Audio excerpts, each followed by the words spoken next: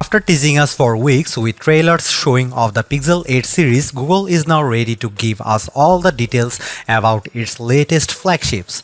Announced during the company's Made by Google event on Wednesday, the Pixel 8 and Pixel 8 Pro look largely the same as their predecessors, with a couple of key differences. The regular Pixel 8 is slightly smaller, which makes it easier to use with one hand. Meanwhile, the Pro model has a new matte finish, upgraded cameras, and an integrating temperature sensor. Across the Pixel 8 series, we are also getting the company's Tensor G3 processor, assistant improvements, and notably 7 whole years of Android and security updates. So you might actually be able to hang on to your Pixel flagship for a lot longer than before. Now we will just have to wait and see if the Pixel 8 and Pixel 8 Pro do enough for you to want to keep them around for years to come. It's worth noting upfront that though it's smaller than before, the standard Pixel 8 starts at $699 which is $100 more than its predecessor. That seems a little counterintuitive, but the slightly smaller display actually refreshes at up to 120Hz now, which is better than the 90Hz last year.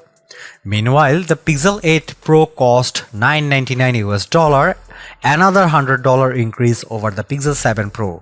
You can find a slew of pre-orders offers from Google and most carriers to sweeten the deal.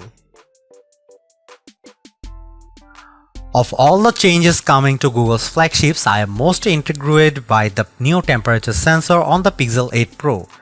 I know, it might seem like a gimmick and I hardly ever use a thermometer in my daily life anyway, but in this still tired land of smartphones, it's novelty, and that also tells me Google is at least trying something new.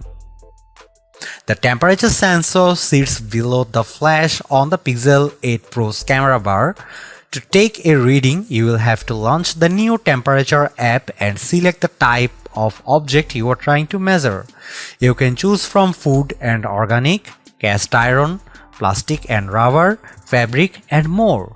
For now, Google is waiting on FDA approval to enable the Pixel 8 Pro to take body temperature readings. But nothing is really stopping you from selecting the generic default option and pointing the infrared sensor at your forehead. Just know that it's not the advertised application and that the reading might not be 100% accurate. With the existing app and algorithms, too, you can check the temperature of bath water before putting your child in it, or make sure your cast iron pan is hot enough before sticking your stick in it. There are plenty of ways to use the sensor, but most of us have survived this long without carrying a thermometer everywhere.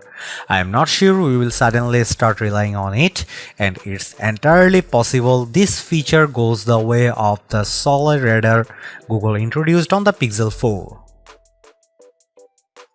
Still, at least based on my few attempts at using the Pixel 8 Pro to scan things, the system appears to work. I stuck the sensor within an inch or two of iced water and warm coffee, and within 5 cm or 2 inches is recommended for best results.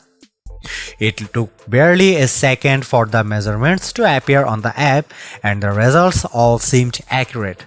The coffee, which had been sitting out for a while, generally registered at around 97.2 degrees Fahrenheit across my multiple readings, while the iced water came in at 37.4 degrees Fahrenheit.